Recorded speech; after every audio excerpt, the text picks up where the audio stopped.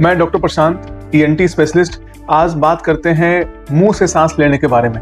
कई लोगों को इससे समस्या होता है और वो लोग मुंह खोल के सांस लेते हैं रात में जो सोने समय, माउथ ब्रीदिंग। तो माउथ ब्रीदिंग में सबसे मेन प्रॉब्लम उनको होता है जो मुंह से जो बदबू आता है, बैड ब्रीदिंग जो होती है उनको। तो ये क्यों होता है इसके बारे में हम जानेंगे। सबसे पहले ये जानना जरूरी है कि हम लोग सांस नाक से लेते हैं और बहुत आराम से सांस लेते हैं, लेकिन कुछ लोगों में हमारे नाक के अंदर में कुछ ना कुछ रुकावट होती है। वो ऑब्स्ट्रक्शंस की वजह से या कंप्लीट या पार्शियल ऑब्स्ट्रक्शंस की वजह से ही दिन में तो सब ठीक रहता है, लेकिन जब रात में हम सोते हैं तो हमारे सारे मसल्स सारे रिलैक्स हो जाते हैं। उस समय हमारे नाक में due to some allergy, dust allergy और ड्यू टू सम ऑब्स्ट्रक्शंस नाक ब्लॉक हो जाता है, तो हमें मुंह से सांस लेना पड़ता है।